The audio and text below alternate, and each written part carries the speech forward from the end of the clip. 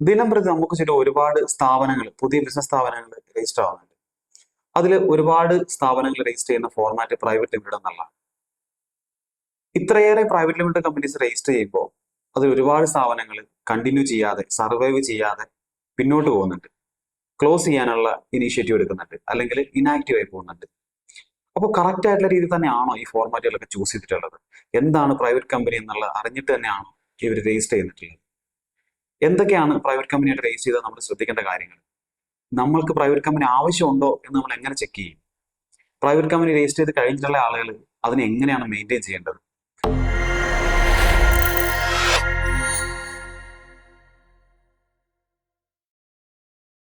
ഇത്തരം കാര്യങ്ങളൊക്കെ അറിയാണ്ടാണ് ഒരുപാട് സ്ഥാപനങ്ങൾ രജിസ്റ്റർ ആയി പോകുന്നത്. അതിനുശേഷം അവർക്കതൊരു ബാധ്യതയാവുന്നുണ്ട്, അല്ലെങ്കിൽ അവർക്കത് മെയിൻറ്റെയിൻ ചെയ്യാൻ പറ്റാണ്ട് പോകുന്നുണ്ട്, അല്ലെങ്കിൽ പിന്നെ അവർ മനസ്സിലാക്കുകയാണ് ഞങ്ങൾക്ക് ഇത് ആവശ്യം ഉണ്ടായിരുന്നില്ല, ഒരു പ്രൈവറ്റ് കമ്പനിയായിട്ട് രജിസ്റ്റർ ചെയ്തതിന്റെ ആവശ്യം നമുക്ക് ഉണ്ടായിരുന്നില്ല എന്നുള്ളത്. അപ്പോൾ ഇതൊക്കെ ഒരു ലേറ്റ് സ്റ്റേജിലുള്ള ഒരു അണ്ടർസ്റ്റാൻഡിങ് ആകുമ്പോൾ അതിന് ഒരുപാട് സമയവും കോസ്റ്റും എല്ലാം ഇൻക്വയർ ആയിട്ടുണ്ടാവും. അപ്പോൾ ഒരു രജിസ്ട്രേഷന് മുന്നേ തന്നെ എന്തൊക്കെയാണ് നമ്മുടെ മുന്നിലുള്ള ഫോർമാലിറ്റീസ്, എന്തൊക്കെയാണ് ഓപ്ഷൻസ്, എങ്ങനെയൊക്കെ രജിസ്റ്റർ ചെയ്യാം, ഓരോ രജിസ്ട്രേഷൻസിലും ഓരോ ഫോർമാറ്റ് ചൂസ് ചെയ്യുമ്പോഴും നമുക്ക് അറിഞ്ഞിരിക്കേണ്ട കാര്യങ്ങൾ ഒരുപാടുണ്ട്. അപ്പോൾ നമ്മുടെ ബിസിനസ് ഏതാണ് ഏറ്റവും ആപ്റ്റ് ആയിട്ടുള്ള ഒരു ഫോർമാറ്റ് എന്നുള്ളത് ചൂസ് ചെയ്യലാണ് ഒന്നാമത്തെ സ്റ്റെപ്പ്, ഏറ്റവും ഇമ്പോർട്ടൻ്റ് ആയിട്ടുള്ള സ്റ്റെപ്പ്. അപ്പോൾ പ്രൈവറ്റ് ലിമിറ്റഡ് കമ്പനിയാണ് നമുക്ക് ചുറ്റും ഏറ്റവും കൂടുതൽ ബൂം ചെയ്തു പോകുന്ന ഒരു ബിസിനസ് ഫോർമാറ്റ്. അതുകൊണ്ട് തന്നെ നമ്മൾ കേൾക്കുന്ന സ്റ്റാർട്ടപ്പ് വേൾഡിൽ ഇൻവെസ്റ്റ്മെന്റ്സിനെ പറ്റി കേൾക്കുമ്പോഴും എല്ലാം കമ്പനീസിലേക്കാണ് ഈ ഇൻവെസ്റ്റ്മെന്റ്സ് എല്ലാം വരുന്നത്. അതായത് ഇൻവെസ്റ്റേഴ്സ് ഏറ്റവും കൂടുതൽ ഇൻട്രസ്റ്റ് ആയിട്ടുള്ളത് ഈ പ്രൈവറ്റ് ലിമിറ്റഡ് കമ്പനീസിലേക്ക് ഇൻവെസ്റ്റ് ചെയ്യുന്നതിന് വേണ്ടിയിട്ടാണ്. പാർട്ണർഷിപ്പ് ഫേം ഉണ്ട്, അല്ലെങ്കിൽ പ്രൊപ്പറേഷൻഷിപ്പ് ഫേം ഉണ്ട്, ഈവൻ LLP വരെ നമുക്ക് ചുറ്റുമുണ്ട്. പക്ഷെ ഈ ഓപ്ഷനേക്കാളും എന്തുകൊണ്ടാണ് ഇവരെ കമ്പനീസിനെ പ്രിഫർ ചെയ്യുന്നത്? അപ്പോൾ ഈ ഒരു കാര്യത്തെ പറ്റിയാണ് നമ്മൾ ഡിസ്കസ് ചെയ്യുന്നത്. എന്താണ് പ്രൈവറ്റ് കമ്പനി, അത് എങ്ങനെ രജിസ്റ്റർ ചെയ്യാം, എന്തൊക്കെ ഡോക്യുമെന്റ്സും കാര്യങ്ങളാണ് അതിന് വേണ്ടുള്ളത്, രജിസ്ട്രേഷൻ കഴിഞ്ഞു കഴിഞ്ഞാൽ ഇമ്മീഡിയറ്റ്ലി ചെയ്യേണ്ട കാര്യങ്ങൾ എന്തൊക്കെയാണ്, ഇത് ആരാണ് കമ്പനി ചൂസ് ചെയ്യേണ്ടത്, ഇത്തരം കാര്യങ്ങളാണ് നമ്മൾ ഡിസ്കസ് ചെയ്യുന്നത്. അപ്പോൾ ആദ്യം തന്നെ നമുക്ക് നോക്കാം എന്താണ് പ്രൈവറ്റ് കമ്പനി. ഒരു പ്രൈവറ്റ് കമ്പനി എന്ന് പറഞ്ഞാൽ കുറച്ച് ആളുകൾ, ഒരു പബ്ലിക്കില് എല്ലാവർക്കും വേണ്ടി രജിസ്ട്രേഷൻ അല്ല ചെയ്യുന്നത്, കുറച്ച് ആളുകൾക്ക് വേണ്ടി മാത്രമായിട്ടുള്ള ഒരു ബിസിനസ് സ്ഥാപനമാണത്. അതിൽ ഈ ആളുകൾക്ക് പുറമെ കമ്പനിക്ക് സെപ്പറേറ്റ് ആയിട്ടുള്ള ഒരു എക്സിസ്റ്റൻസ് ഉണ്ടാവും. ഈ ഓരോ വ്യക്തികളെ പോലെ തന്നെ നിയമത്തിന് മുന്നിൽ ഈ പ്രൈവറ്റ് ലിമിറ്റഡ് കമ്പനി മറ്റൊരാളായിരിക്കും. അയാൾക്ക് സ്വന്തമായി പാൻ ഉണ്ടാവും, ഒരു സീൽ, ഐഡന്റിറ്റി എന്ന രീതിയിൽ ഒരു ഐഡന്റിഫിക്കേഷൻ നമ്പറും അവരുടെ സിഗ്നേച്ചർ പോലെ കമ്പനിയുടെ സീലും ഉണ്ടാവും. ഈ കമ്പനിയെ റൺ ചെയ്യുന്നതിനായിട്ടുള്ള ഡ്രൈവേഴ്സ് ആണ് ആക്ച്വലി കമ്പനിയുടെ ഡയറക്ടേഴ്സ് എന്ന് പറയുന്നത്. ഈ കമ്പനിയുടെ ഷെയർസ്, ഓണർഷിപ്പിന്റെ ഒരു ഷെയർ ഹോൾഡ് ചെയ്യുന്ന ആളുകളാണ് കമ്പനിയിലെ ഷെയർ ഹോൾഡേഴ്സ്. അപ്പോൾ ഇങ്ങനെ രജിസ്റ്റർ ആവുന്ന കമ്പനീസ് അവരുടെ ഈ മെമ്മോറാണ്ടം, ആർട്ടിക്കിൾ എന്നൊക്കെ നമ്മൾ കേട്ടിട്ടുണ്ടല്ലോ, അതൊക്കെ അതിന്റെ ഫണ്ടമെന്റൽ ഡോക്യുമെന്റ്സ് ആണ്. അതിന്റെ പ്രാഥമികമായിട്ടുള്ള ഒരു നിയമങ്ങളെ പറ്റി, അതിന്റെ ഇന്റേണൽ റൂൾസിനെ പറ്റി എഴുതിയിട്ടുള്ള ഡോക്യുമെന്റ്സ് ആണ്. അതിന്റെ ബേസിലായിരിക്കും ഇതിന്റെ ആക്ടിവിറ്റീസ് എല്ലാം കണ്ടക്ട് ചെയ്യുക. ഈ കമ്പനീസിലെ ഡയറക്ടേഴ്സിനും ഷെയർ ഹോൾഡേഴ്സിനും ഒക്കെയുള്ള പവേഴ്സ്, റൈറ്റ്സ് ഇതെല്ലാം മെൻഷൻ ചെയ്യുന്നതും റൂൾ ഔട്ട് ചെയ്തിട്ടുള്ളത് എവിടെയായിരിക്കും? ഈ MOAയിലും AOയിലും ആയിട്ടായിരിക്കും. ഓക്കെ. അപ്പോൾ ഇങ്ങനെ രജിസ്റ്റർ ആവുന്ന ഒരു കമ്പനിക്ക് ലിമിറ്റഡ് ലയബിലിറ്റി എന്നുള്ള അതിന്റെ പേരിൽ തന്നെ ആ ഒരു ഇൻഡിക്കേഷൻ ഉണ്ട്, പ്രൈവറ്റ് ലിമിറ്റഡ് ആണ്. അതായത് ഒരു ലിമിറ്റേഷൻ കൊണ്ടുവന്നിട്ടുണ്ട്. അത് ലിമിറ്റേഷൻ കൊണ്ടുവന്നിട്ടുള്ളത് ഇതിന്റെ ലയബിലിറ്റീസിലാണ്. അതായത് ഒരു സ്ഥാപനത്തിന്റെ ലയബിലിറ്റി, ഒരു കമ്പനിയുടെ ലയബിലിറ്റി അതിന്റെ ഓണേഴ്സിൽ നിന്ന്, അതിന്റെ ഷെയർ ഹോൾഡേഴ്സിൽ നിന്ന് എൻറ്റയർലി ഡിഫറെന്റ് ആയിരിക്കും. ഇപ്പൊ ഞാനൊരു കമ്പനി സ്റ്റാർട്ട് ചെയ്യുവാണെങ്കിൽ എന്റെ ലയബിലിറ്റി, ഞാനിപ്പോൾ ഒരു ലോൺ എടുത്തിട്ടുണ്ട് എന്റെ വീട് പണിയാനായിട്ട്, എന്റെ ഹൗസിംഗ് ലോൺ ഒരിക്കലും കമ്പനിയുടെ ബാധ്യതയല്ല, അല്ലെ? ഞാൻ എന്റെ പർപ്പസിന് വേണ്ടി, എന്റെ പേഴ്സണൽ പർപ്പസിന് വേണ്ടി എടുത്തിട്ടുള്ള ലോണാണ്. അത് തിരിച്ചടയ്ക്കുക എന്നുള്ളതും എന്റെ മാത്രം ഉത്തരവാദിത്തമാണ്. അതുപോലെ കമ്പനി ഒരു ബിസിനസ് ലോൺ എടുത്തിട്ടുണ്ട്, അത് കമ്പനിയുടെ പേരിലാണ് എടുത്തിട്ടുള്ളത്. അപ്പോൾ കമ്പനിയുടെ മുന്നോട്ട് പോക്കിന് വേണ്ടി മാത്രം എടുത്തിട്ടുള്ള ലോണാണ്. അപ്പോൾ അവിടെ ആ ലോണിന്റെ ലയബിലിറ്റി എപ്പോഴും കമ്പനിയുടെ മാത്രമായിരിക്കും. അതിലെ ഷെയർ ഹോൾഡർ എന്നുള്ള രീതിയിൽ എനിക്ക് ആ ലോണിൽ പേഴ്സണലി ഒരു ലയബിലിറ്റി ഉണ്ടാവില്ല. ഇനി ബാങ്കിന് അത് റിക്കവർ ചെയ്യണമെന്നുണ്ടെങ്കിൽ കമ്പനിയുടെ ആസ്തികളിൽ നിന്ന്, കമ്പനിയുടെ അസറ്റ്സിൽ നിന്ന് മാത്രമായിരിക്കും അത് റിക്കവർ ചെയ്യാൻ പറ്റുള്ളൂ. എന്റെ പേഴ്സണൽ സേവിങ്സിൽ നിന്നോ, എന്റെ വീട്, എന്റെ കാറ്, എന്റെ സേവിങ്സ് അക്കൗണ്ട്, ഇതിനൊന്നും ബാങ്കിൽ എന്ത് ചെയ്യാൻ പറ്റില്ല, റിക്കവർ ചെയ്യാനായിട്ട് സാധിക്കുന്നതല്ല. ഇതിനാണ് പറയുന്നത് പ്രൈവറ്റ് ലിമിറ്റഡ് ലയബിലിറ്റി പ്രൊട്ടക്ഷൻ എന്ന് പറയുന്നത്. ഇതാണ് കമ്പനിയുടെ ഏറ്റവും വലിയൊരു ഫീച്ചർ, ഏറ്റവും വലിയ അഡ്വാൻറ്റേജ് എന്നൊക്കെ നമുക്ക് പറയാം. അതുപോലെ തന്നെ പെർപ്പച്വൽ സക്സഷൻ ഉണ്ട്. ഇനി ഞാൻ നാളെ ഇല്ലാണ്ടായാലും എന്റെ നിയമപരമായിട്ടുള്ള എന്റെ ആളുകൾ, എന്റെ മക്കളോ, എന്റെ ആരാണോ എന്റെ ലീഗൽ കേസ്, അവർക്ക് ഈ കമ്പനി ടേക്ക് ഓവർ ചെയ്ത് കൊണ്ടുപോകാൻ പറ്റും. ഞാൻ ഇല്ലാണ്ടായാലും, ഷെയർ ഹോൾഡേഴ്സ് ഇല്ലാണ്ടായാലും കമ്പനിക്ക് അവിടെ സ്റ്റോപ്പ് ഉണ്ടാവുന്നില്ല, അത് കണ്ടിന്യൂ ചെയ്തുകൊണ്ട് തന്നെ ഇരിക്കും. അതുകൊണ്ടാണ് പെർപ്പച്വൽ സക്സഷൻ എന്ന് പറയുന്നത്. അപ്പോൾ ഇത്തരത്തിൽ എല്ലാ രീതിയിലും അതിന്റെ ഷെയർ ഹോൾഡേഴ്സിൽ നിന്ന്, ഓണേഴ്സിൽ നിന്ന് ഡിഫറെന്റ് ആയിരിക്കും കമ്പനിയുടെ എക്സിസ്റ്റൻസ്. ഇനി ആർക്കാണ് ഈ പ്രൈവറ്റ് ലിമിറ്റഡ് കമ്പനി എന്നുള്ള ഫോർമാറ്റ് കറക്റ്റ് ആയിട്ട് ചൂസ് ചെയ്യേണ്ടത്, ആർക്കാണ് ഏറ്റവും ആപ്റ്റ് ആയിട്ടുള്ളത് എന്നുള്ളത് നമുക്ക് പരിശോധിക്കാം. അപ്പോൾ നമ്മൾ നേരത്തെ പറഞ്ഞ പോലെ തന്നെ ഏറ്റവും ബെനിഫിഷ്യൽ ആയിട്ടുള്ള ഒരു പോയിന്റ് ഇതിനകത്ത് ലിമിറ്റഡ് ലയബിലിറ്റി എന്നുള്ളതാണ്. ആ ഒരു ഫീച്ചറാണ് കമ്പനിയെ ഏറ്റവും കൂടുതൽ സ്പെഷ്യൽ ആക്കുന്നത്. അത് നിങ്ങൾ ചിന്തിച്ച് നോക്കൂ, ഒരു ഇൻവെസ്റ്റർ നമ്മുടെ സ്ഥാപനത്തിലേക്ക് ഇൻവെസ്റ്റ് ചെയ്യാൻ വരുമ്പോൾ അദ്ദേഹത്തിന് കിട്ടുന്ന ഏറ്റവും വലിയൊരു കോൺഫിഡൻസ് പാർട്ട് ഇതാണ്. അയാളുടെ മാക്സിമം ലോസ് എന്ന് പറയുന്നത് ഈ കമ്പനിയിലേക്ക് അയാൾ ഇൻവെസ്റ്റ് ചെയ്യുന്ന എമൗണ്ട് മാത്രമാണ്. അതായത് ഒരു 2 കോടിയോ 3 കോടി ഇൻവെസ്റ്റ് ചെയ്യുന്ന അയാൾക്ക് അറിയാം മാക്സിമം ലോസ്, എന്റെ മാക്സിമം നഷ്ടം ഉണ്ടാകാൻ പോകുന്നത് ഞാൻ ഈ കൊടുക്കുന്ന എമൗണ്ട് മാത്രമായിരിക്കും. ഇത് നഷ്ടപ്പെട്ടു പോയി കഴിഞ്ഞാൽ എനിക്ക് അതിന്റെ അപ്പുറത്തേക്ക് ഒരു ലയബിലിറ്റി അവിടെ ഇല്ല. ഇത് പോയാൽ ഞാൻ ഉപേക്ഷിക്കേണ്ടി വരും. പക്ഷെ എന്റെ ബാക്കിയുള്ള സേവിങ്സ്, എന്റെ വീട്, നമ്മൾ നേരത്തെ പറഞ്ഞാലുള്ള ബാക്കിയുള്ള സ്വത്തുക്കൾ, പേഴ്സണൽ സേവിങ്സ്, ഇതിനൊന്നും ഈ ഒരു ലോസ്, ഈ കമ്പനിക്ക് ഉണ്ടാവുന്ന ലോസ് അല്ലെങ്കിൽ വലിയ നഷ്ടങ്ങൾ, ഇതൊന്നും എഫക്റ്റ് ആകാൻ പോകുന്നില്ല. അതുകൊണ്ട് തന്നെ ഈ പറഞ്ഞ പോലെ ഇൻവെസ്റ്റേഴ്സ് എപ്പോഴും ലിമിറ്റഡ് ലയബിലിറ്റി കോൺസെപ്റ്റുകളിലേക്കായിരിക്കും ഇൻവെസ്റ്റ്മെന്റ് ചെയ്യാൻ തയ്യാറാവുകയുള്ളൂ. ഒരു പാർട്ണർഷിപ്പ് ഫേമിലേക്ക് പോയി കഴിഞ്ഞാൽ ഈ ലിമിറ്റഡ് ലയബിലിറ്റി എന്നുള്ളൊരു ബെനിഫിറ്റ് അവിടെ ഇല്ല. അപ്പോൾ ഈ പറഞ്ഞ പോലെ കമ്പനിയുടെ ഒരു പാർട്ണർഷിപ്പ് ഫേമിന്റെ നഷ്ടങ്ങൾ അത് എത്ര വലുതായാലും അതിന്റെ പാർട്ട്നേഴ്സിന്റെ എല്ലാവരുടെ ഉത്തരവാദിത്തമാണ് അത് മീറ്റ് ചെയ്യാൻ നല്ലത്. ഇപ്പോൾ ഒരു ബിസിനസ്സിലെ നഷ്ടം എക്സിസ്റ്റിംഗ് പാർട്ട്നേഴ്സിന്റെ 2 പേർക്ക് നികത്താൻ പറ്റുന്നില്ല, അവരുടെ വെൽത്ത് കൊണ്ട് മീറ്റ് ചെയ്യാൻ പറ്റാത്തൊരു നഷ്ടമാണെങ്കിൽ ഈ പറഞ്ഞ പോലെയുള്ള ഇൻവെസ്റ്റേഴ്സ്, ഹൈ നെറ്റ് വർത്ത് ആയിട്ടുള്ള ഇൻവെസ്റ്റേഴ്സിന്റെ ലയബിലിറ്റി ആയിരിക്കും അത് മീറ്റ് ചെയ്യാൻ നല്ലത്. അപ്പോൾ അവിടെ നമുക്ക് ഇങ്ങനെ പറയാൻ പറ്റില്ല, ഞാൻ ഇൻവെസ്റ്റ് ചെയ്യുന്ന എമൗണ്ട് മാത്രമായിരിക്കും എന്റെ മാക്സിമം നഷ്ടം എന്നുള്ളത്. ആ ഒരു വലിയ റിസ്കിനെ മിറ്റിഗേറ്റ് ചെയ്യുന്ന ഒരു കോൺസെപ്റ്റ് ആണ് ഈ ലിമിറ്റഡ് ലയബിലിറ്റി കോൺസെപ്റ്റ്. ഈ ഒരു ഫീച്ചർ കൊണ്ട് തന്നെ ഇൻവെസ്റ്റേഴ്സിന്റെ ഏറ്റവും ഫേവറേറ്റ് ആയിട്ടുള്ള ഒരു ഫോർമാറ്റ് ആണ് പ്രൈവറ്റ് കമ്പനീസ്. മാത്രമല്ല ഈ ഇൻവെസ്റ്റേഴ്സ് ഇൻവെസ്റ്റ് ചെയ്യുന്ന എന്തിനു വേണ്ടിയിട്ടായിരിക്കും? ഫ്യൂച്ചറിലേക്കുള്ള കമ്പനിയുടെ ഗ്രോത്ത്, അതിന്റെ ഷെയർസിന്റെ വാല്യൂവിൽ ഉണ്ടാവുന്ന ഇൻക്രീസ്, ആ ഒരു ബെനിഫിറ്റ് എടുക്കാനായിട്ടായിരിക്കും ഇവരുടെ എല്ലാം ഇൻവെസ്റ്റ്മെന്റിന്റെ ഉദ്ദേശം. എല്ലാവരുടെ ഉദ്ദേശം അത് തന്നെയാണ്. അതുകൊണ്ട് തന്നെ ഇൻവെസ്റ്റേഴ്സിന്റെ ഫേവറേറ്റ് കമ്പനിയാണെന്നുള്ളത് ഒന്നോടെ അണ്ടർലൈൻ ചെയ്യുന്ന ഒരു ഫാക്റ്റാണ്.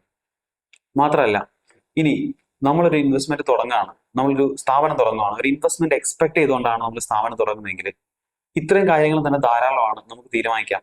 ഇൻവെസ്റ്റ്മെന്റ് വേണം എന്റെ സ്ഥാപനം മുന്നോട്ട് കൊണ്ടുപോകണമെങ്കിൽ, എന്റെ ബിസിനസ് സ്കെയിൽ ചെയ്ത് കൊണ്ടുപോകണമെന്നുണ്ടെങ്കിൽ തീർച്ചയായിട്ടും പ്രൈവറ്റ് ലിമിറ്റഡ് കമ്പനി തന്നെയാണ് ഏറ്റവും ആപ്റ്റ് ആയിട്ടുള്ളത്. പക്ഷേ എന്റെ ഓൺ ഫണ്ടോ അല്ലെങ്കിൽ എന്റെ ഫാമിലി ഫണ്ടോ മാത്രം ഡിപ്പെൻഡ് ചെയ്ത് ഞാൻ എക്സ്പെക്ട് ചെയ്യുന്ന ഗ്രോത്ത് എനിക്ക് ബിസിനസ്സിലേക്ക് കൊണ്ടുവരാം, അല്ലെങ്കിൽ ആ ലെവലിലുള്ള എക്സ്പെക്ടേഷൻ എനിക്കുള്ളൂ, അല്ലെങ്കിൽ എന്റെ ബിസിനസ് നേച്ചർ അങ്ങനെ ഒരു ഹ്യൂജ് ഇൻവെസ്റ്റ്മെന്റിനെ ഡിപ്പെൻഡ് ചെയ്തല്ല അതിന്റെ ഗ്രോത്ത്, അതിന്റെ ഫ്യൂച്ചർ ഞാൻ കാണുന്നുണ്ടെങ്കിൽ എനിക്ക് പ്രൈവറ്റ് കമ്പനി ആയിട്ട് രജിസ്റ്റർ ചെയ്യേണ്ട കാര്യമില്ല. കാരണം ഒരു LLPക്കോ പാർട്ണർഷിപ്പ് ഫേമിനോ ഈ കമ്പനിയുടെ അത്രയും വലിയ ലീഗൽ കംപ്ലയൻസോ മെയിൻ്റെനൻസ് കോസ്റ്റോ ഇല്ല. അതിന്റെ കംപ്ലയൻസ് പാർട്ട് കമ്പനി വെച്ച് കമ്പയർ ചെയ്യുമ്പോൾ ഭയങ്കര ഈസിയാണ്. അതുകൊണ്ട് ഏറ്റവും ആപ്റ്റ് ആയിട്ടുള്ള ഒരു ബിസിനസ് ഫോർമാറ്റ് എനിക്ക് LLPയോ പാർട്ണർഷിപ്പ് ഫേമോ, ഇനി ഒറ്റയ്ക്കാണ് നടത്തുന്നതെങ്കിൽ അതൊരു പ്രൊപ്പറേറ്റർഷിപ്പ് ഫേം ആയിരിക്കും.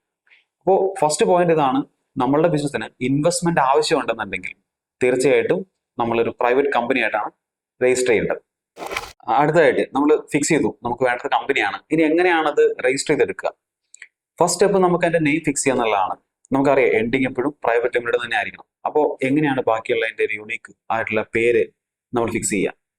ഒന്ന് നമ്മൾ ചെക്ക് ചെയ്യേണ്ടത് ട്രേഡ് മാർക്ക്. ഏതെങ്കിലും ട്രേഡ് മാർക്ക് ചെയ്യപ്പെട്ടിട്ടുള്ള പേരുകളാണോ നമ്മൾ കമ്പനിക്ക് ഇടുന്നുണ്ടെങ്കിൽ, നമ്മുടെ അതേ ഇൻഡസ്ട്രിയിലൊക്കെ ആണെന്നുണ്ടെങ്കിൽ ഓബിയസ്ലി എന്ത് വരും, നമുക്ക് അതിനുള്ള ഒബ്ജക്ഷൻ വരാനുള്ള ചാൻസ് ഉണ്ട്. പറ്റില്ല എന്ന രീതിയിൽ രജിസ്ട്രാർ അത് ഫ്രീ സബ്മിഷൻ വിടും അല്ലെങ്കിൽ റിജക്ട് ചെയ്യും. അടുത്തത് ഈ പറഞ്ഞ പോലെ എക്സിസ്റ്റിംഗ് കമ്പനീസ്, നമ്മുടെ അതേപോലെ തന്നെയുള്ള അതിൽ നിന്ന് തോന്നിപ്പിക്കുന്ന രീതിയിലുള്ള ഏതെങ്കിലും കമ്പനീസിൽ ഓൾറെഡി രജിസ്റ്റർ ആയിട്ടുണ്ടെന്നുണ്ടെങ്കിൽ നമുക്കത് ചൂസ് ചെയ്യാൻ പറ്റില്ല. അപ്പോൾ ഇതൊക്കെ നോക്കിയിട്ട് വേണം നമ്മൾ ഒരു കമ്പനിയുടെ പേര് ഫിക്സ് ചെയ്യാനായിട്ട്. അപ്പോൾ പേര് ഫിക്സ് ചെയ്ത് കിട്ടിക്കഴിഞ്ഞാൽ നമ്മൾ അതിന്റെ ആപ്ലിക്കേഷൻ രജിസ്ട്രാറിലേക്ക് കൊടുക്കുകയാണ്, മിനിസ്ട്രിയിലേക്ക് കൊടുക്കുകയാണ്. അവിടെ നിന്ന് അപ്രൂവൽ കിട്ടി, നമുക്ക് തന്നെയാണ് പേര് എന്ന രീതിയിലൊരു അപ്രൂവൽ സർട്ടിഫിക്കറ്റ് വരും. അപ്പോൾ നെക്സ്റ്റ് പ്രോസസ് ഇനി നമുക്ക് നമ്മളുടെ പേരിലേക്ക് ഇതിന്റെ കമ്പനിയൊക്കെ എടുക്കുക എന്നുള്ളതാണ്. ഒരു 20 ഡേയ്സിലേക്കായിരിക്കും നമുക്ക് ഈ പേര് പ്രിസർവ് ചെയ്ത് കിട്ടുക. അപ്പോൾ നെയിം കിട്ടി, അടുത്തതായിട്ട് നമ്മൾ നമ്മുടെ ഡോക്യുമെന്റ്സ് ഒക്കെ വെച്ചിട്ട് ഈ പറഞ്ഞ ആപ്ലിക്കേഷൻ ഫയൽ ചെയ്യാണ്. ആപ്ലിക്കേഷൻ ഫയൽ ചെയ്യുമ്പോൾ നമുക്ക് ഡിജിറ്റൽ സിഗ്നേച്ചർ ഇട്ടാണ് ഈ ഡോക്യുമെന്റ് ഒക്കെ സൈൻ ചെയ്യാറുള്ളത്. അതായത് പേനയുണ്ട്, പേപ്പറിൽ നമുക്ക് സൈൻ ചെയ്യാം. അതുപോലെ ഈ ഫോംസിൽ, ഇലക്ട്രോണിക് ഫോംസിൽ സൈൻ ചെയ്യാനുള്ള ഒരു ടൂളാണ് ഡിജിറ്റൽ സിഗ്നേച്ചർ സർട്ടിഫിക്കറ്റ് അല്ലെങ്കിൽ DSC എന്ന് പറയുന്നത്.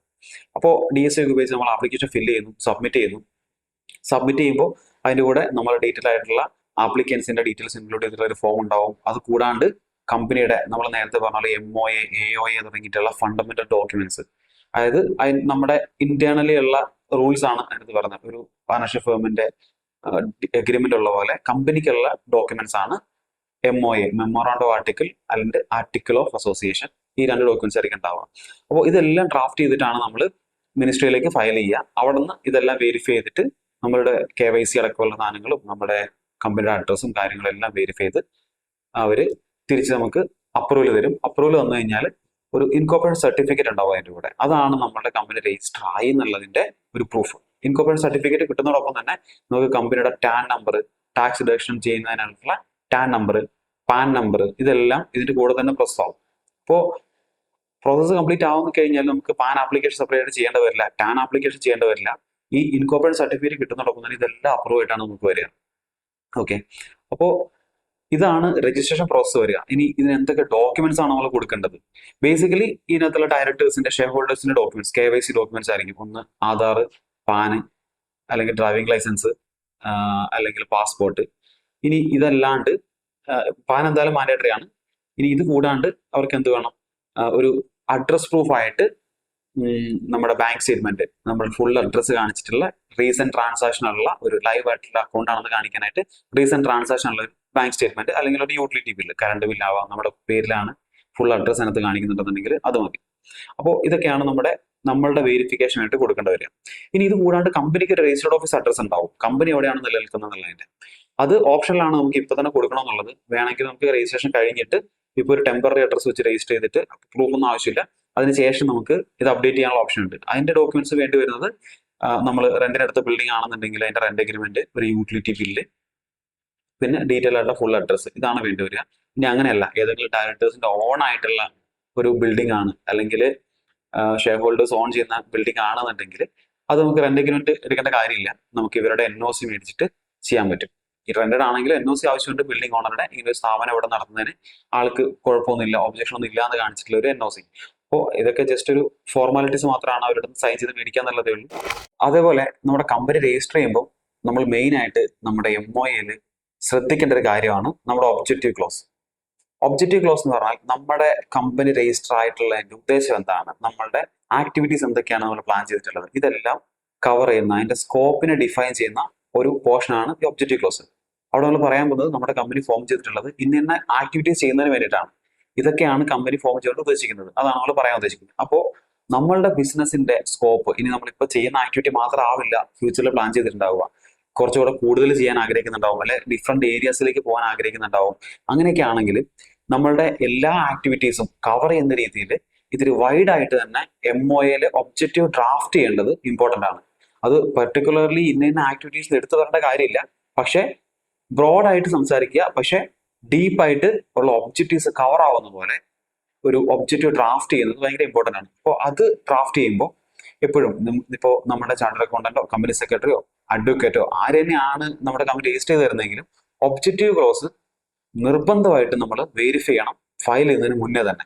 അത് ചിലപ്പോൾ അവർ വിട്ടുപോയിട്ടുള്ള ചെറിയ പോയിന്റ് ആയിരിക്കും, നമുക്ക് വീണ്ടും അത് ഓൾട്ടറേഷൻ ചെയ്ത് ആ ഒബ്ജക്റ്റീവ്, ആ ഒരു ആക്ടിവിറ്റിയിലേക്ക് കയറുന്നതിന് മുന്നേ കമ്പനിക്ക് ഇത് ചെയ്യാനുള്ള റൈറ്റ് ഉണ്ട്. ആ റൈറ്റ് റിസർവ് ചെയ്യുന്നതിന് ഇപ്പോൾ ഉള്ള MOAയിൽ ഇല്ലെങ്കിൽ അത് എഡിറ്റ് ചെയ്തിട്ട് MOA ഓൾട്ടർ ചെയ്തെടുക്കേണ്ടി വരും. അപ്പോൾ അത്തരം പ്രോസസ്സിലേക്ക് പോകുന്നേക്കാളും ഈസിയാണ് നമുക്ക് ഇൻകോർപ്പറേഷൻ ടൈമിൽ തന്നെ നമ്മൾ ഇപ്പോൾ ചെയ്യുന്നതിനൊപ്പം തന്നെ ഫ്യൂച്ചറിലേക്ക് നമ്മുടെ കമ്പനി എങ്ങനെയാണ് കാണുന്നത്, എന്തൊക്കെ ആക്ടിവിറ്റീസ് ആയിരിക്കും നമ്മൾ ചെയ്യുന്നത്, അതെല്ലാം കവർ ആവുന്ന രീതിയിലുള്ള ഒരു ഏറ്റവും നല്ല രീതിയിലുള്ള ഡ്രാഫ്റ്റ് ചെയ്തിട്ടുള്ള ഒബ്ജക്റ്റീവ് കൊടുക്കുക എന്നുള്ളത്. അപ്പോൾ അതും നിർബന്ധമായിട്ട് നമ്മൾ ചെക്ക് ചെയ്യണം കമ്പനി രജിസ്റ്റർ ചെയ്യുന്നതിനൊപ്പം തന്നെ. ഇതോടൊപ്പം നമ്മൾ പറയേണ്ട ഒരു കാര്യമാണ് ഷെയർ ഹോൾഡേഴ്സ്, ഡയറക്ടേഴ്സ്, അങ്ങനെ 2 തരം ആളുകളാണ് കമ്പനികളിൽ. അതായത് കമ്പനിയുടെ ഓണർഷിപ്പും മാനേജ്മെന്റും ക്ലിയർലി സെപ്പറേറ്റഡ് ആണ്. ഒരു എക്സാമ്പിൾ പറഞ്ഞാൽ, ഒരു കമ്പനിയിൽ ഡയറക്ടർ ആവുക എന്ന് ഉദ്ദേശിക്കുന്നത് കമ്പനിയുടെ ആക്ടിവിറ്റീസ് മാനേജ് ചെയ്യുന്ന അല്ലെങ്കിൽ കമ്പനിയുടെ ഡ്രൈവേഴ്സ് ആണ് ആക്ച്വലി ഡയറക്ടേഴ്സ്. പക്ഷെ അവരല്ല കമ്പനിയുടെ റിയൽ ഓണേഴ്സ്. റിയൽ ഓണേഴ്സ് എന്ന് പറയുന്ന ആരായിരിക്കും? കമ്പനിയുടെ ഷെയർ ഹോൾഡ് ചെയ്യുന്ന ഷെയർ ഹോൾഡേഴ്സ് ആയിരിക്കും, അല്ലെങ്കിൽ കമ്പനിയുടെ മെമ്പേഴ്സ് ആയിരിക്കും. ഈ മെമ്പേഴ്സ് തന്നെ ആവണം ഡയറക്ടേഴ്സ് എന്നൊരു നിർബന്ധമില്ല. ചിലപ്പോൾ കമ്പനിയുടെ പല ഏരിയസ് മാനേജ് ചെയ്യുന്നതിന് ഡിഫറെന്റ് ഡയറക്ടേഴ്സ് ഉണ്ടാവാം. ഫിനാൻസ് മാനേജ് ചെയ്യുന്നതിന് ഫിനാൻസ് ഫീൽഡിൽ എക്സ്പെർട്ടൈസ് ഉള്ള ഒരു ആളായിരിക്കും നമ്മൾ ചൂസ് ചെയ്യുക. അതുപോലെ ഈ പറഞ്ഞ HR ഡയറക്ടർ ആണെങ്കിൽ ആ ഹ്യൂമൻ റിസോഴ്സിൽ വർക്ക് ചെയ്തിട്ടുള്ള എക്സ്പീരിയൻസ്ഡ് ആയിട്ടുള്ള ഒരു ആളായിരിക്കും നമ്മൾ അതിനുവേണ്ടി ചൂസ് ചെയ്യുക. അപ്പോൾ ഈ ഷെയർ ഹോൾഡേഴ്സോ അല്ലെങ്കിൽ മേജർ ഷെയർ ഹോൾഡറോ ഒന്നും ഡയറക്ടർഷിപ്പിലേക്ക് വരണം നിർബന്ധമൊന്നുമില്ല. നോർമലി അങ്ങനെയാണ് നമ്മൾ കാണുന്നത്. എന്തുകൊണ്ടാണ്? അതിന് കാരണം നമ്മളുടെ ഈ തുടങ്ങുന്ന കമ്പനീസ് എല്ലാം ചെറിയ രീതിയിലാണ് സ്റ്റാർട്ട് ചെയ്യുക. അപ്പോൾ 2 പേരായിരിക്കും, അല്ലെങ്കിൽ ഭാര്യയും ഭർത്താവും ആയിരിക്കും, അല്ലെങ്കിൽ 2 ഫ്രണ്ട്സ് ആയിരിക്കും സ്റ്റാർട്ട് ചെയ്യുക. അല്ലെങ്കിൽ ഒരു ബിസിനസ് റിലേഷനിലുള്ള രണ്ടുപേരായിരിക്കും ഒരു കമ്പനി രജിസ്റ്റർ ചെയ്യുന്നത്. അപ്പൊ ഇവരുടെയൊക്കെ ഇനീഷ്യലി ഇവർ തന്നെ ആയിരിക്കും ഷെയർ ഹോൾഡേഴ്സ്, ഇവരൊക്കെ തന്നെ ആയിരിക്കും ഡയറക്ടേഴ്സ് ആയിട്ടും വർക്ക് ചെയ്യുന്നുണ്ടാവുക. പക്ഷെ ആ കമ്പനിയുടെ ഗ്രോ ചെയ്ത് ഒരു ലെവലിലേക്ക് എത്തിക്കഴിയുമ്പോൾ, നല്ലൊരു സ്റ്റേജിലേക്ക് എത്തിക്കഴിയുമ്പോഴത്തേക്കായിരിക്കും ഈ പറയുന്ന പോലെ ഓരോ ഫീൽഡിലേക്കും അതായത് ക്വാളിറ്റി ഉള്ള ആളുകളെ കൊണ്ടുവരണം, ഇത്രയും കൂടെ വൈഡ് ആയിട്ട് നോളജ് ഉള്ള എക്സ്പെർട്ടൈസ് ഉള്ള ആളുകൾ തന്നെ വേണമെന്ന് സിറ്റുവേഷൻ ഡിമാൻഡ് ചെയ്യുമ്പോഴായിരിക്കും ഈ പറഞ്ഞ പോലെ പുതിയ ഡയറക്ടേഴ്സ് നമ്മൾ കൊണ്ടുവരിക, പുതിയ ഡയറക്ടേഴ്സിന് ഒരേ ഏരിയ ആയിട്ട് അസൈൻ ചെയ്യുക. അപ്പോൾ ഇതാണ് കമ്പനിയുടെ രണ്ട് രീതിയിലുള്ള പാർട്ട്, ഒന്ന് ഷെയർ ഹോൾഡേഴ്സും അതുപോലെ ഡയറക്ടേഴ്സും. ഇനി കമ്പനി സ്റ്റാർട്ട് ചെയ്യുന്നതിന് മിനിമം 2 പേരാണ് മിനിമം ആവശ്യമുള്ളത്, 2ഓ അതിലധികമോ. മാക്സിമം നമുക്ക് 200 മെമ്പേഴ്സ് വരെ ആയിരിക്കും, ഷെയർ ഹോൾഡേഴ്സ് വരെ ആയിരിക്കും കമ്പനിയിൽ ആകാൻ പറ്റുക. അതായത് 200 പേരെടുത്താണ് മാക്സിമം കമ്പനിക്ക് ഫണ്ട് സ്വരൂപിക്കാൻ പറ്റുക. അത് മാത്രമല്ല ഷെയർ ഹോൾഡേഴ്സ് അങ്ങനെയാണെങ്കിൽ ഡയറക്ടേഴ്സിന്റെ കേസിൽ വരുമ്പോൾ 15 പേരെ പറ്റുള്ളൂ. ഒരു കമ്പനിയിൽ മാക്സിമം 15 പേരായിരിക്കും അലൗഡ് ആയിട്ടുള്ളൂ ഡയറക്ടേഴ്സ് ആയിട്ട് ജോയിൻ ചെയ്യാനായിട്ട്. ഇനി ഇങ്ങനെ കമ്പനി നമ്മൾ രജിസ്റ്റർ ചെയ്ത് കഴിഞ്ഞിട്ടുണ്ടെങ്കിൽ ഇതിനകത്ത് അടിയന്തരമായിട്ട് ചെയ്യേണ്ട കുറെ കാര്യങ്ങളുണ്ട്. എന്തൊക്കെയാണ് രജിസ്ട്രേഷൻ പ്രോസസ്സ് കംപ്ലീറ്റ് ആയി കഴിഞ്ഞിട്ടുണ്ടെങ്കിൽ എന്തൊക്കെയാണ് അർജന്റായിട്ട് ചെയ്യേണ്ടത് നമുക്ക് നോക്കാം. ഒന്നാമത്തേത്, ഇതിന്റെ ഒരു സ്റ്റാറ്റ്യൂട്ടറി മീറ്റിംഗ്, കമ്പനീസ് ആക്ട് പറഞ്ഞ സ്റ്റാറ്റ്യൂട്ടറി മീറ്റിംഗ് ഉണ്ട്. അത് കമ്പനി രജിസ്ട്രേഷൻ കിട്ടിക്കഴിഞ്ഞാൽ ഒരു 30 ദിവസത്തിനുള്ളിൽ നമുക്ക് ഈ സ്റ്റാറ്റ്യൂട്ടറി മീറ്റിംഗ് കണ്ടക്ട് ചെയ്യേണ്ട ആവശ്യമുണ്ട്. അവിടെയാണ് നമ്മൾ ഓഡിറ്റർ അപ്പോയിന്റ് ചെയ്യുക, പുതിയ ബാങ്ക് അക്കൗണ്ട് സ്റ്റാർട്ട് ചെയ്യാനുള്ള തീരുമാനങ്ങൾ എടുക്കുക, ഷെയർ സർട്ടിഫിക്കറ്റ് കൊടുക്കാനുള്ള തീരുമാനം എടുക്കുക, അങ്ങനെയുള്ള കാര്യങ്ങളൊക്കെ ഡിസൈഡ് ചെയ്യാം. അടുത്തത് ബാങ്ക് അക്കൗണ്ട് ഒബിയസ്ലി ഓപ്പൺ ചെയ്യണം. അത് കഴിഞ്ഞാൽ ഒരു 60 ദിവസത്തിനുള്ളിൽ, 60 ദിവസമാണ് നമുക്ക് ഷെയർ സർട്ടിഫിക്കറ്റ് കൊടുക്കാനുള്ള മെമ്പേഴ്സിന്, ഷെയർ ഹോൾഡേഴ്സിന് അവരുടെ ഷെയർ എത്രയാണ് അവരുടെ പേരിലാണ് എന്നുള്ള സർട്ടിഫിക്കറ്റ് കൊടുക്കാനുള്ള ടൈം ഉള്ളത്. അടുത്തത് നമുക്ക് ബാങ്ക് അക്കൗണ്ട് ഓപ്പൺ ചെയ്ത് അതിനകത്ത് ക്യാപിറ്റൽ കൊണ്ടുവരിക. ഓരോരുത്തരുടെ എത്രയാണോ ഇനീഷ്യൽ ക്യാപിറ്റൽ പറഞ്ഞിട്ടുള്ളത് അത് ബാങ്കിലേക്ക് കൊണ്ടുവരിക. അതിന്റെ പ്രൂഫ് വെച്ചിട്ട് കമൻസ് ഓൺ ബിസിനസ് ഫയൽ ചെയ്യണം. അതൊരു ഫോമാണ് ROCയിലേക്ക് ഫയൽ ചെയ്യാനുള്ള. അവിടെ നമ്മൾക്ക് നമ്മുടെ ക്യാപിറ്റൽ കൊണ്ടുവന്നു നമ്മുടെ ബിസിനസ് സ്റ്റാർട്ട് ചെയ്യാൻ പോവാണെന്നുള്ളൊരു ഇന്റിമേഷൻ ROCയിലേക്ക് കൊടുക്കുകയാണ്. അത് കഴിഞ്ഞാൽ മാത്രമേ നമുക്ക് എന്തെങ്കിലും രീതിയിലുള്ള ബിസിനസ് ട്രാൻസാക്ഷൻസിൽ ഇൻവോൾവ് ആവാനുള്ള റൈറ്റ് ഉള്ളൂ. അപ്പോൾ ഇതൊക്കെയാണ് നോർമലി നമ്മൾ ചെയ്യേണ്ട ഏറ്റവും ആദ്യം ചെയ്യേണ്ട കുറെ കാര്യങ്ങൾ. ഇനി നോർമലി ആളുകൾ ചെയ്യാണ്ട് പോകുന്ന അല്ലെങ്കിൽ കോമൺലി വരുത്താറുള്ള മിസ്റ്റേക്കുകളായിരിക്കും നമുക്ക് വേണ്ടി വരിക. അത് ഒന്നാമത്തത് ഈ പറഞ്ഞ കമൻസ്മെന്റ് കേസ് തന്നെയാണ്. ഒരുപാട് കമ്പനികൾ കമൻസ്മെന്റ് ബിസിനസ് ഫയൽ ചെയ്യാൻ വിട്ടുപോയിട്ടുണ്ട്. അടുത്തതായിട്ട് കമ്പനീസ് ആക്ടിൽ പറഞ്ഞിട്ടുള്ള കുറെ രജിസ്റ്റേഴ്സ് ഉണ്ട്, സ്റ്റാറ്റ്യൂട്ടറി രജിസ്റ്റേഴ്സ്. ആ രജിസ്റ്റേഴ്സ് എല്ലാ കമ്പനി മാൻഡേറ്ററി ആയിട്ട് മെയിൻറ്റെയിൻ ചെയ്യണം. ഒരുപാട് തരത്തിലുള്ള രജിസ്റ്റേഴ്സ് പറയുന്നുണ്ട്. നമ്മുടെ members registers, directors register, fixed asset register, അങ്ങനെ ഒരുപാട് രജിസ്റ്റേഴ്സ് കമ്പനീസ് ആക്ടിൽ സ്പെസിഫൈ ചെയ്തിട്ടുണ്ട്. ഇത്തരം രജിസ്റ്റേഴ്സ് മെയിൻറ്റെയിൻ ചെയ്യേണ്ടതും വളരെ ഇമ്പോർട്ടൻ്റ് ആണ്. അതുപോലെ പുതിയതായിട്ടൊരു അമെൻഡ്മെന്റ് വന്നിട്ടുള്ളതാണ്, 2 വർഷമായി വന്നിട്ട്. അതിൽ എല്ലാ കമ്പനീസും മാൻഡേറ്ററി ആയിട്ട് ഒരു അക്കൗണ്ടിങ് സോഫ്റ്റ്വെയർ യൂസ് ചെയ്യണം. ആ അക്കൗണ്ടിങ് സോഫ്റ്റ്വെയറിൽ ഓഡിറ്റ് ട്രയൽ ഫെസിലിറ്റി ഉണ്ടാവണം. അതായത് നമ്മൾ എൻ്റർ ചെയ്യുന്ന ട്രാൻസാക്ഷൻസ്, അതിന്റെ അതിന് ഫർദർ ആയിട്ട് നമ്മൾ ചെയ്യുന്ന ചേഞ്ചസ് എന്തൊക്കെയാണ്, അത് എല്ലാ ഓഡിറ്റർക്ക് വെരിഫൈ ചെയ്യാൻ പറ്റുന്ന രീതിയിലുള്ള ഒരു ഓഡിറ്റ് ലോഗുള്ള ഒരു ഓഡിറ്റ് ട്രയൽ ഫെസിലിറ്റി ഉള്ള ഒരു സോഫ്റ്റ്വെയർ നമ്മൾ മെയിൻറ്റെയിൻ ചെയ്യേണ്ടത് അത്യാവശ്യമാണ്. അപ്പോൾ ഇത്തരം കാര്യങ്ങൾ ഇപ്പോഴും പല കമ്പനീസും ഫോളോ ചെയ്യുന്നില്ല. അപ്പൊ ഇതിന്റെയൊക്കെ ലീഗൽ കോംപ്ലിക്കേഷൻസ് എന്താണെന്നുള്ളത് നമ്മൾ ഇനി വരും സമയങ്ങളിൽ മനസ്സിലാക്കുള്ളൂ. ഓഡിറ്റർ ഇല്ലാത്തതുകൊണ്ട് തന്നെ ബാങ്കിൽ ലോൺ കിട്ടാത്ത കമ്പനീസ് ഒരുപാട് പേരുണ്ട്. അപ്പോൾ അതെല്ലാം അത്ര ഇമ്പോർട്ടൻ്റ് ആയിട്ട് തന്നെ നമ്മൾ ഫോളോ ചെയ്യേണ്ട കാര്യങ്ങളാണ്.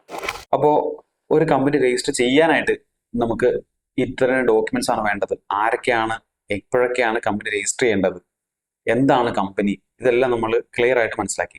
ഇനി ഇതിന്റെ രജിസ്ട്രേഷൻ ടൈം എത്ര എടുക്കും, എത്ര നാളുകളിൽ നമുക്ക് ഒരു സ്റ്റാർട്ടിങ്ങിൽ നിന്ന് എത്ര നാളുകളിൽ നമുക്ക് രജിസ്റ്റർ ചെയ്ത് കിട്ടും, കയ്യിൽ സർട്ടിഫിക്കറ്റ് ഓഫ് ഇൻകോർപ്പറേഷൻ കിട്ടുമെന്നുള്ളതാണ് അടുത്ത് നോക്കേണ്ടത്.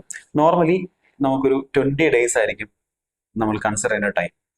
അത് ROCയിലേക്ക് നമ്മൾ ഫയൽ ചെയ്തിട്ടുള്ള പ്രോസസിങ് ടൈമിനെ ഡിപ്പെൻഡ് ചെയ്ത് വേരി ചെയ്തുകൊണ്ടിരിക്കും. അതായത് മിനിസ്ട്രിയിലേക്ക് നമ്മൾ കൊടുക്കുമ്പോൾ ചിലപ്പോൾ ഒരു ചില അഡീഷണൽ ഡോക്യുമെന്റ്സ് ചോദിച്ചിട്ടോ ക്ലാരിഫിക്കേഷൻ ചോദിച്ചിട്ടോ നമുക്ക് തിരിച്ചയക്കും, റീസബ്മിഷന് അയക്കാറുണ്ട്.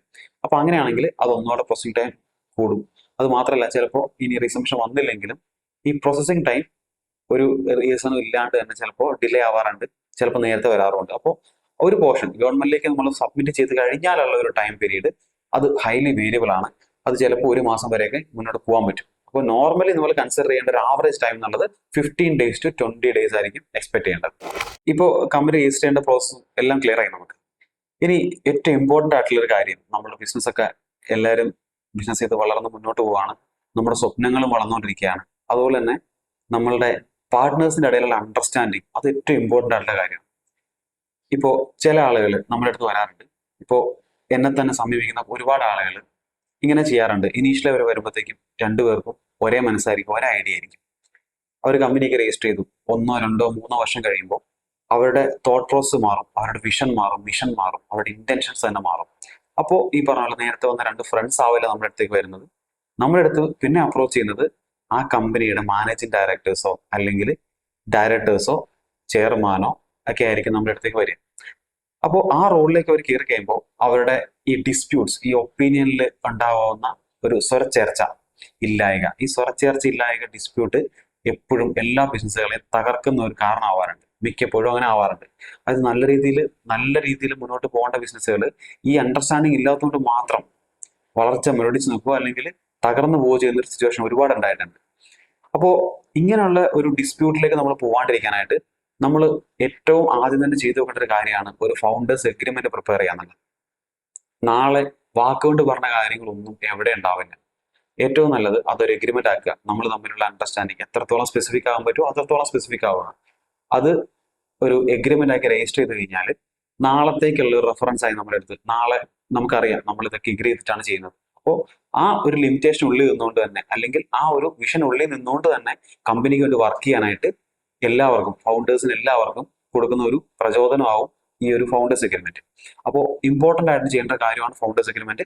അത് അതിനെപ്പറ്റി അറിയില്ലെങ്കിൽ നമ്മൾക്ക് കൺസൾട്ടന്റ് അടുത്ത് സംസാരിച്ച് ഏറ്റവും ബെറ്റർ ആയിട്ട് ഡ്രാഫ്റ്റ് ചെയ്തിട്ടുള്ള, ഏറ്റവും ക്ലിയർ ആയിട്ട് പറയുന്ന ഒരു ഫൗണ്ടേഴ്സ് എഗ്രിമെന്റ് തന്നെ നമ്മൾ പ്രിപ്പയർ ചെയ്യിപ്പിക്കണം.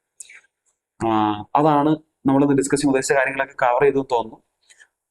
അപ്പോൾ അടുത്തൊരു കാര്യം നമുക്ക് ഡിസ്കസ് ചെയ്യാനുള്ളത് ഒരു LLP. ഈ കമ്പനി പോലെ തന്നെ ഒരു പ്രൈവറ്റ് ലിമിറ്റഡ് ലയബിലിറ്റി കോൺസെപ്റ്റുള്ള സ്ഥാപനമാണ് LLP.